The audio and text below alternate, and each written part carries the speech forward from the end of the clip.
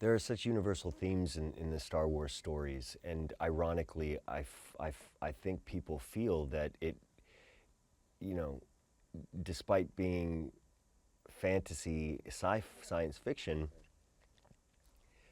it reflects the world we actually live in its inclusiveness and diversity and conflict and themes of good against evil um, and so it's fascinating to experience that as a child, you know, to have your imagination so enriched by these stories, and then now as an adult to look back and rekindle my relationship to Star Wars, and in particular those Star Wars movies and the tone of this series, which I find is a little bit more Empire Strikes Back and a bit grittier and edgier Star Wars.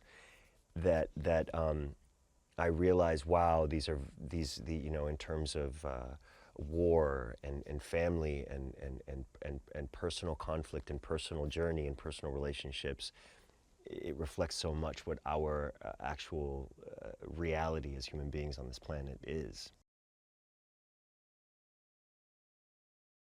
I remember getting a call from my agent saying that Jon Favreau wants to meet you regarding a Star Wars project.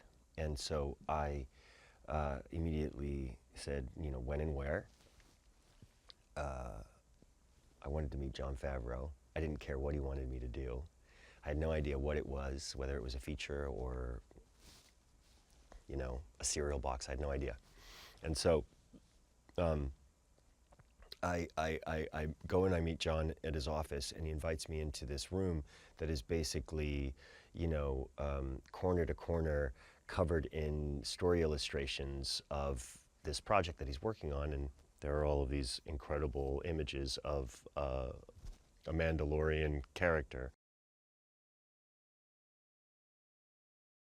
The Mandalorian, whose name is Din Djarin, is your iconically cool, flawed, mysterious, you know, loner, gunslinger, that harkens to the, you know, best of the samurai movies and the westerns. And in talking to Jon, I asked him what should I be looking at. I know he loves movies. I love movies. What would you like me to watch? I asked him, and he immediately brought up Sergio Leone and Akira Kurosawa, Yojimbo, and The Good, the Bad, and the Ugly. And so he's very samurai, Clint, and me, and just wedge me into those two iconic characters, because he's also what I love the opportunity to make him as human and as accessible as possible, which is strange to say because it's impossible to get to him because he's covered in armor from head to toe. And yet, the idea is that, you know, he's relatable. We're all kind of covered in our own armor, you know, and terrified of taking that armor off. And that's the thing that crosses him over into a character that we're all going to really want to follow. I couldn't feel in better hands than in the hands of Gina Carano, who plays Cara Dune in the series, who is, you know, a band of misfits kind of come together in this first season. And she, being the other primary character in the first season, who is, you know, the toughest and the most dangerous and the most human. And she is also a survivor, a loner, and a reject. And you know how we draw to each other, us loners and rejects, and she's the one who can kick everybody's butt.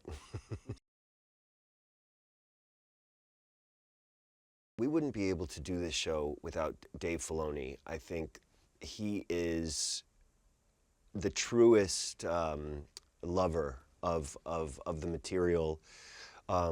We can all try to compete to his level of love, is just the best word for it, for the world of Star Wars. And we would all lose against him.